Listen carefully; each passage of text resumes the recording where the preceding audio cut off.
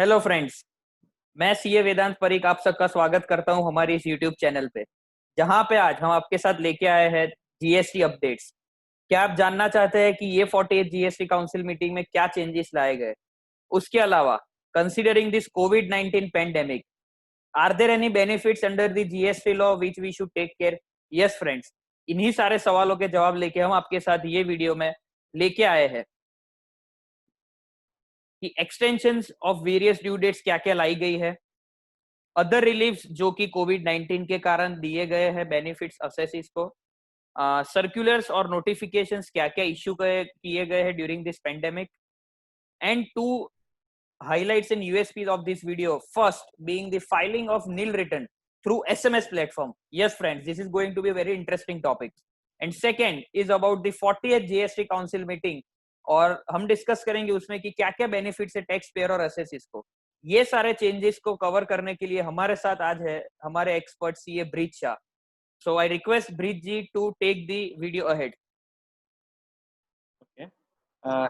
Hello viewers, हम discuss करने वाले हैं 40th जीएसटी काउंसिल मीटिंग के डिसीजंस। तो उसमें बहुत मेजर चार डिसीजन लिए गए हैं। उसमें एक है, first was with respect to reduction in late fees for returns from जुलाई 2017 से लेके जनवरी 2020 तक। उसमें ये जो अभी तक लेट फीस लगती थी अगर आप रिटर्न लेट फाइल करते थे, तो उसमें अगर आप जुलाई 2017 से जनवरी 2020 में कोई भी रिटर्न आपका बाकी है, पेंडिंग है और वो नील रिटर्न है, सो उसमें आपकी लायबिलिटी जीरो है।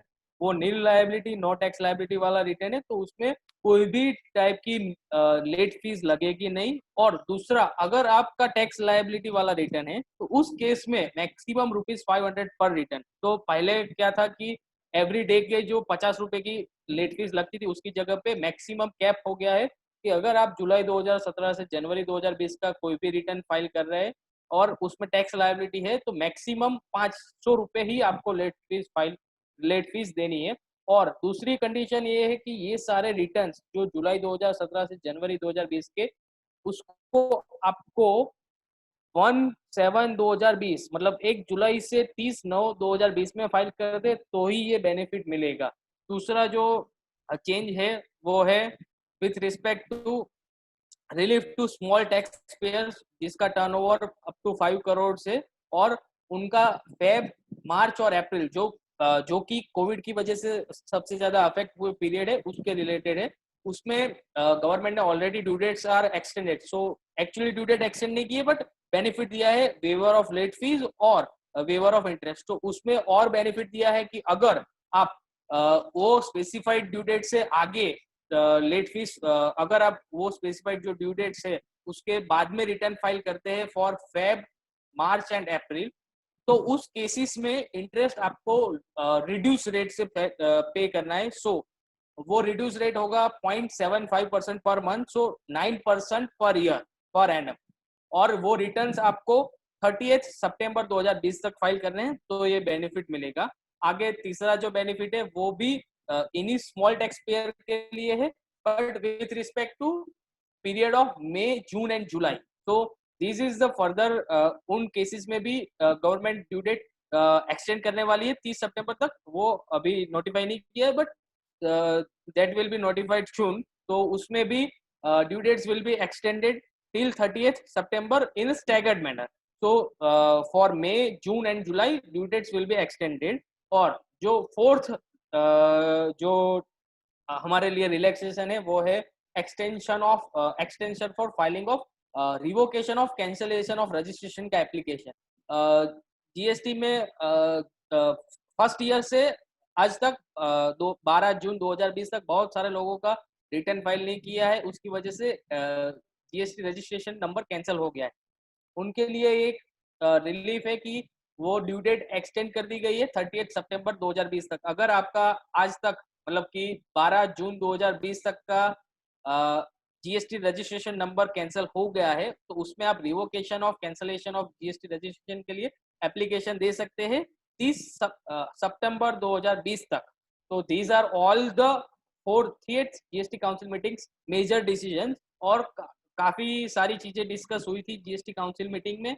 वो सारी चीजें उसमें जीएसटी का जो रेवेन्यू रिड्यूस्ड हुआ है उसके बारे में भी डिसीजंस लेने हैं। वो सारे डिसीजंस अभी 41st जीएसटी काउंसिल मीटिंग में लिए जाएंगे।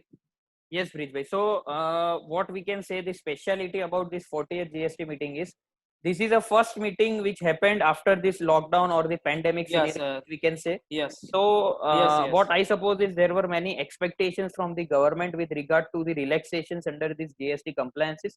And what we can observe from this four major relief that has been provided, that government is intended to lessen the burden of tax or by way of interest on penalty on the taxpayers. So they have waived it up yes, to a certain extent. Apart from that, government is also rigid that they want their compliances to be intact, and have also provided relaxation to the taxpayers who has not filed their return till date by to pay and comply with the compliances of GST. So yes, yes, there are the council has also stated that there are many other expectations which they are trying to fulfill, maybe in the upcoming meeting, maybe 41st or 42nd, yes, yes, right? yes, So yes, moving ahead, yes, friends, the USP of this video is about the filing of return through SMS. Yes, so government has brought this unique step जहां पे आपको return भरना है, simple SMS करिए और आपका return file किया जाएगा। पर क्या ये सारे रिटर्न्स के लिए है? जी नहीं। उसके बारे में अब हमें ब्रीज जी फर्दर डिटेल में एक्सप्लेन करेंगे कि क्या प्रोसीजर है and for what returns this is applicable. Yes Brij ji. yes. So filing of return through SMS. These facilities is only available to filing of nil return. तो उसमें हम इसको 3 स्टेप्स में देख सकते हैं कि फर्स्ट स्टेप वाज कि आपको पहले आपका रजिस्टर्ड मोबाइल नंबर जो है जीएसटीएन के पास कि भाई पोर्टल पे आपका जो रजिस्टर्ड नंबर है उसमें से आपको मैसेज करना है nil space 3B space GSTN space जो मंथ है MMYYYY उस फॉर्मेट में। तो उसका हम एक एग्जांपल ले सकते हैं कि अगर हमको ये मई 2020 का रिटर्न नील रिटर्न फाइल करना है एसएमएस के थ्रू, तो हमें टाइप करना है NIL नील, उसके बाद स्पेस दीजिए, उसके बाद 3B लिखिए, 3B के बाद और स्पेस और आपका जो 15 डिजिट जीएसटी है आपका उसको टाइप करना है। उसके बाद आपको जो ये आपका मंथ है मई 2020 उसको 052020. So this is the message which we have to send to 14409 number. So अगर आपका ये मैसेज चला जाता है वहां पे तो उसके बाद हम नेक्स्ट स्टेप हमें 6 डिजिट वेरिफिकेशन कोड मिलेगा। जो 6 डिजिट वेरिफिकेशन कोड है उसको हमें वही नंबर पे मैसेज करना है CNF means confirm space 3B space और आपका 6 डिजिट कोड। अगर आपका फॉर एग्जांपल कंफर्मेशन कोड वो 345212 तो उसको हम मैसेज करेंगे CNF स्पेस 3B स्पेस हमारा जो कंफर्मेशन कोड है 345212। तो ये मैसेज जैसे ही हम करते हैं हमें जीएसटी में से मैसेज आएगा ARN जो वो आपको बताएगा कि आपका रिटर्न फाइल हो गया है। उसके बाद अगर फिर भी आपको कोई हेल्प की रिक्वायरमेंट है CBIC से तो उन्होंने एक हेल्पलाइन के लिए भी एक मैसेज के लिए दिया है नंबर कि आप उसी नंबर पे हेल्प स्पेस 3B करके डालिए तो आपको CBI से इस नील रिटर्न फाइलिंग के लिए हेल्प भी मिलेगा। बट उसमें ये अगर हम ये जो स्टेप्स है उसके लिए certain prerequisites there are certain prerequisites which are first हमारे previous all the returns must be filed. So अगर आपका पहले का एक भी रिटर्न बाकी है तो आप ये फैसिलिटी को यूज नहीं कर सकते। दूसरा आपकी कोई भी लेट फीस या टैक्स लायबिलिटीज पहले के टैक्स पीरियड की बाकी नहीं होनी चाहिए। So there should not be any pending tax liability और लेट फीस और interest for previous tax period. और थर्ड वाज अगर आपने अपने पोर्टल पे कोई डेटा सेव करके रखा है उस महीने के लिए, अगर वो डेटा सेव करके रखा है तो भी आप ये फैसिलिटी को यूज नहीं कर सकते। तो these are the requirements we have to consider before going for filing through SMS. Yes, Bridji. So what a gist we can get from this process is जो assessee या tax payer government की good books में है, it is a procedure for them. So for all those assessee who want to fall under this scheme and utilize the filing of return through this SMS platform, they have to comply with this prerequisite conditions, right? So let's move ahead with the discussion about the extension is various due dates and the relief that has been provided considering various circulars and notifications. Please, Vritti. तो ये Covid की वजह से बहुत सारे extension GSTR 3B में for Feb two मे दिए गए हैं कि उसका पहले जो उसको थ्री पार्ट में पहले तो बाइफरकेट किया गया है टैक्स पेयर्स को, जिनका टर्नओवर 1.5 करोड़ से कम है, जिनका टर्नओवर 1.5 करोड़ से 5 करोड़ के बीच में है और जिनका टर्नओवर 5 करोड़ से ज्यादा है। तो पहले क्या था कि ओरिजिनल में भी इसी तरह से 5 करोड़ और लेस देन 5 करोड़ वो दो बाइफरकेशन थे और ड्यू डेट्स थे कि अगर आपका 5 करोड़ से कम टर्नओवर है तो या 22 या 24, आप जिस तरह के स्टेट में फॉल होते हैं उसके हिसाब से ड्यू डेट था, और in normal case 20th of next month. तो these are the original due dates for every month.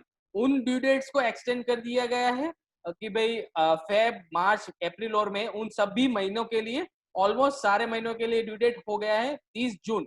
तो वो सारे ड्यू डेट हम इस टेबल में देख सकते हैं, उसमें ज्यादा कुछ एक्सप्लेन करने जैसा नहीं है, but all the due dates for Feb, March, April and May are extended till this dates. और for with respect to GSTR 1 the same way GSTR 1 उनको दो टाइप में असेसीज को बाइफरकेट किया था कि भाई टैक्स पेयर से जिनका टर्नओवर लेस देन 1.5 करोड़ है और जिन्होंने क्वार्टरली फाइलिंग चूज किया है, और जिनका टर्नओवर 1.5 करोड़ से ज्यादा है और जिन्होंने मंथली जीएसटीआर 1 का फाइलिंग चूज किया है, तो उनके लिए ड्यू डेट्स थे कि भाई for quarterly filing for that specific quarter from 1 month from that quarter, or with respect to monthly filing 11th of next month. So these are the original due date.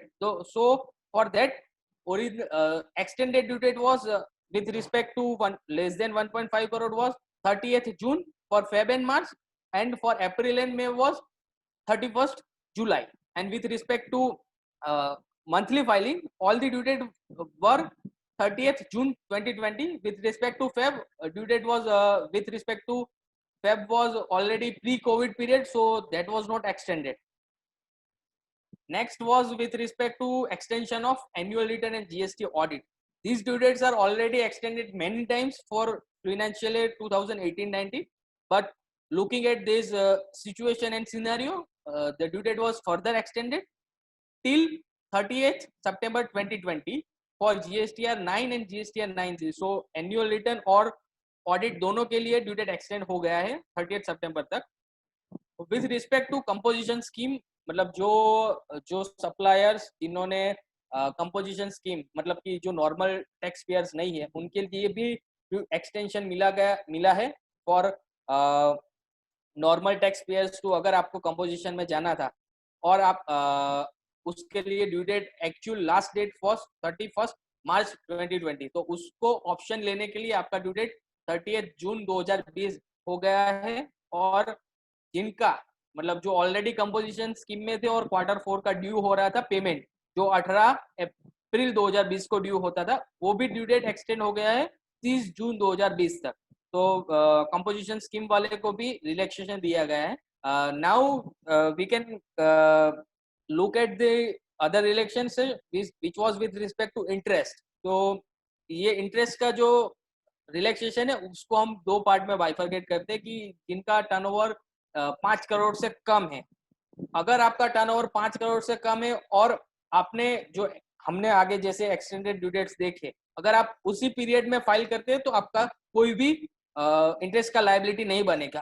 पर अगर आप उस date के बाद file करते हैं तो interest का लायबिलिटी बनता है। और विथ रिस्पेक्ट टू जिनका 5 करोड़ से ज्यादा टर्नओवर है उनके लिए इंटरेस्ट में रिलैक्सेशन नहीं है, मतलब कि कंप्लीट वेवर नहीं है, उनके लिए रिलैक्सेशन है बाय रिड्यूसिंग इंटरेस्ट रेट। अगर आपका for example we can take that, अगर आपका मार्च मंथ का रिटर्न फाइल करना है और उसका ड्यू डेट था 20th अप्रैल, तो अगर आप 20th अप्रैल को फाइल नहीं करते तो अगर आप उसके बाद के 15 दिन में आपका रिटर्न फाइल हो जाता है, उन मतलब कि वो सारे जो केसेस है उसमें आपका इंटरेस्ट रेट 0.75% पर मंथ होगा। और बाकी सारे केसेस में अगर आप टाइम लिमिट के अंदर फाइल कर देते तो 0.75% पर मंथ वाज इंटरेस्ट। और बाकी अगर आपका कोई नोटिस मिले हुए हैं या आपको रिप्लाई देना है नोटिस के लिए या कोई एप्लीकेशन या आपको एलयूडी फर्निश करना है, उन सब के लिए और वो सब फॉल हो रहा है 20 मार्च 2020 से लेके 29 जून 2020 तक। तो उसका भी ड्यू डेट एक्सटेंड हो गया है 30/6/2020 तक। और ये एक बहुत क्रूशियल पॉइंट है कि restriction of ITC for rule 36 सब रूल 4, कि बहुत सारे लोगों को ये क्वेश्चन आता है कि भाई हमारे 2A में क्रेडिट नहीं दिखता है तो क्या हम उस क्रेडिट को ले सकते हैं? जी आप जरूर ले सकते हैं। अगर आपके पास रूल सेक्शन 16 की कंडीशन फुलफिल होती है तो आपको रूल 36 सब रूल 4 की कंडीशंस देखने नहीं है फॉर फेब 2020 से अगस्त 2020 तक। मतलब कि अगर आप फेब 2020 से लेके अगस्त 2020 के रिटर्न फाइल कर रहे हैं तो आपको रूल 36 सब रूल 4 की कंडीशन नहीं देखनी है। वो सारी कंडीशन, मतलब कि जो कंडीशन है 10% ऑफ आईटीसी, वो आपको अप्लाई करनी है cumulatively while filing GST at 3B for the month of September 2020। तो तब तक के लिए ये रिलैक्सेशन दिया गया है। So ये सारे जो let's discuss about the notifications and the circulars now. Notifications को हम खाली ब्रीफ में कवर करेंगे, जो ब्रीज भाई ने यहाँ पे समअप करके दिखाया है। प्रीवियसली हमने एक्सटेंशन ऑफ ड्यू डेट्स के फॉर्म में जो नोटिफिकेशंस थे उन्हें तो कवर किया। उसके अलावा we have tried to pick up certain notifications which are crucial in nature. So we have selected 5 which are important and which requires your understanding and due importance as well. So first was 47 number notification which stated with respect to the extension of validity of e-way bill which were generated on or before 24th of March. So now the validity has been extended up to 30th of June. Yes yes, उसमें ऐसा है कि अगर आपने ये pre Covid period में अगर आपने ईवे बिल जनरेट किया है, मतलब ऑन और बिफोर 24 मार्च 2020 अगर आपने कोई ईवे बिल जनरेट किया था और उसका validity whose validity has expired on or after 28th day of March 2020। तो अगर आपने वो एक्सटेंड मतलब कि ईवे बिल जनरेट किया है बिफोर 24 मार्च और बिटवीन 28 मार्च टू 24 मार्च और उसका वैलिडिटी ये पीरियड में, मतलब कि ये कोविड के पीरियड में आ रहा था, तो उसका वैलिडिटी 30th जून हो गया है। मतलब कि अगर आपने 24 जून को कोई ईवे बिल जनरेट किया था, उसका general due date was 15 days from that date. So वो डेट को 30 जून तक कर दिया गया है कि अगर आपने pre Covid e-way bill generate किया है और उसका वैलिडिटी 15 दिन में खत्म हो रहा था, तो वो डेट 30 जून 2020 हो गया है। Okay. So next is about the extension of the period to pass the order under section 54(7) of CGST Act. Third Yes. is with regard to the extension of the date of transition under GST on account of the merger of the erstwhile UTs of Daman and Diu and Dadar and Nagar Haveli. Apart from that, there are 2 other notifications. One which we have discussed already about the filing of nil return of form GSTR 3B by way of SMS.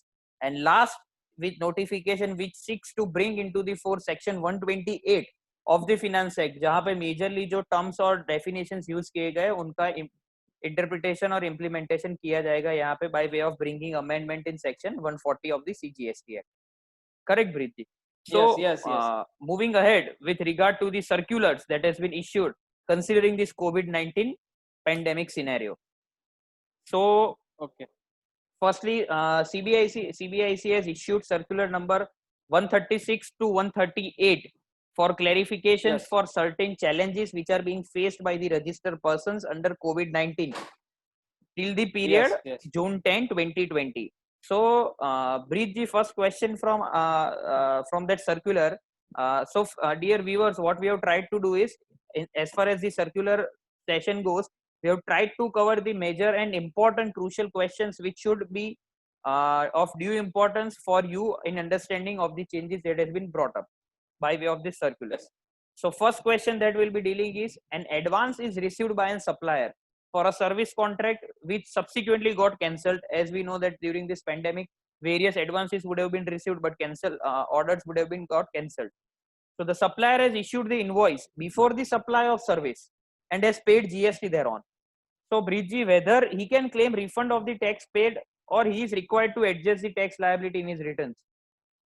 तो इसको circular में एक अच्छी तरह से answer में के form में दिया गया है कि भाई अगर आपने कोई एडवांस रिसीव हुआ है और आपने टैक्स इनवॉइस दे दिया था तो और आपने उसका लाइबिलिटी पे कर दिया है, तो उसको आप दो तरह से आप डील कर सकते हैं कि भाई आप सप्लायर हैं और आपको रिटर्न दे देना पड़ा है भी आपने जो एडवांस मिला था, बट आपने उसका टैक्स भर दिया है। ठीक है, आपका जीएसटीएन को आपने वो टैक्स दे दिया है। तो उस केस में आपको फर्दर जो सब्सिक्वेंट मंथ के आप जो रिटर्न फाइल करते हैं उसमें वो उसको एडजस्ट कर देना है। मतलब कि हम एक एग्जांपल ले सकते हैं कि भाई 1 लाख रुपीज का एडवांस था, उस पर 18% से लेके 18,000 का जीएसटी था, वो आपने पे कर दिया है ऑलरेडी, फेब्रुआरी मंथ के रिटर्न में आपने फाइल कर दिया था। उसके बाद ये कॉन्ट्रैक्ट ड्यू टू कोविड आपका अप्रैल में कैंसिल हो गया है।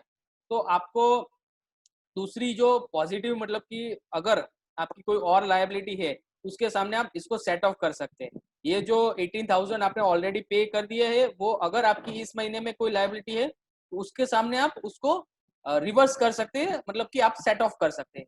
और दूसरा, बहुत सारे लोगों के ऐसे भी केसेस है कि भाई उनको उस 2-3 महीने में और 2-3 महीने में और भी कुछ लायबिलिटी आने ही नहीं वाली है, तो they can file RFD 01 for refund of this tax. So you can also get refund by filing RFD 01. So these are the two treatments you have to give. Okay. So moving ahead to next question, Preetji. Say for example, an advance is received by a supplier for a service contract, which got cancelled subsequently. The supplier has issued receipt voucher and has paid the GST on such advance received. So whether he can claim refund of that tax on advance or he is required to adjust his liability on his returns.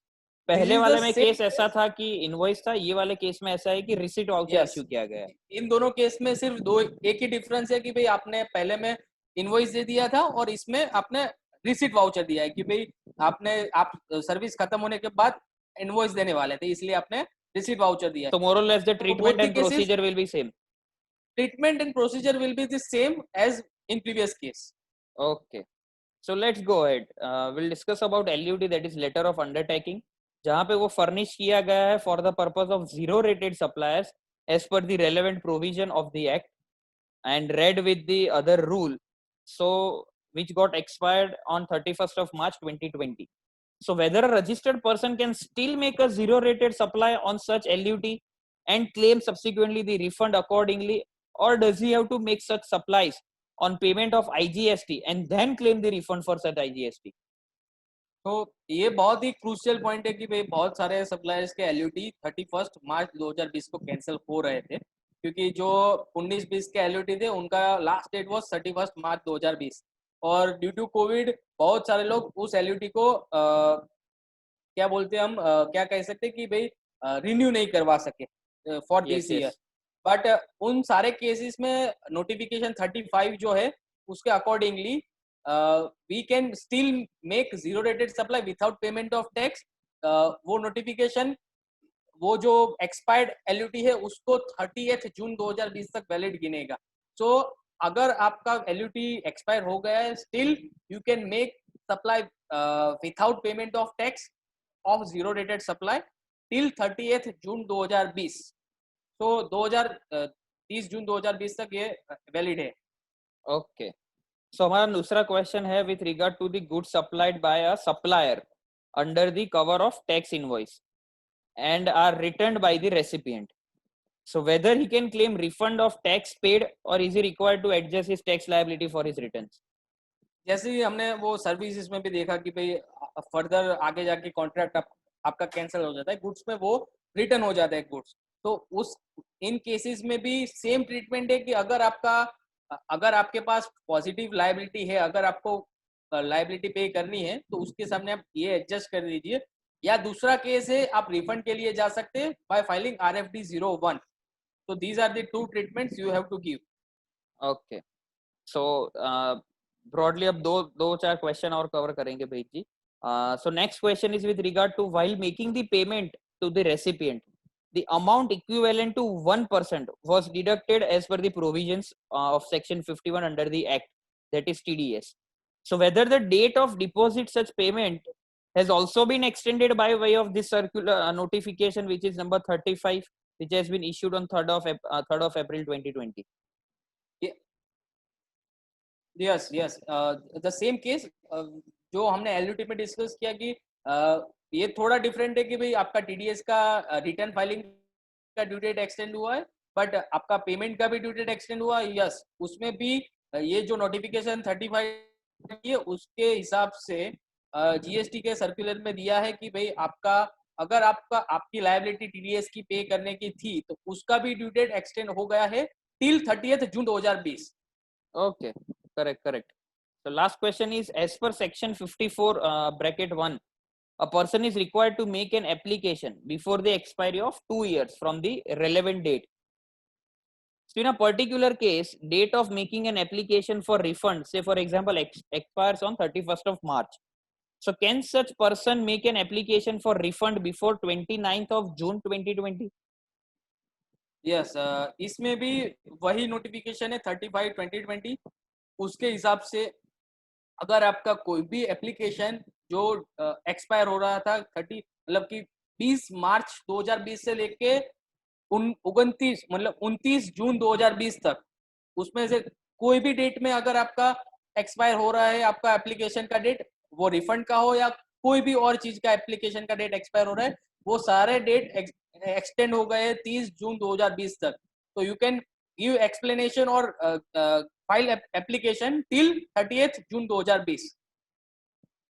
Yes, friends. So this was all about the changes with regard to the GST that is we have witnessed since last 3 to 4 months, where we have tried to cover the council meeting updates, COVID-19 pandemic updates, certain new changes which has been innovative way brought by the government, say for example, filing of return through SMS.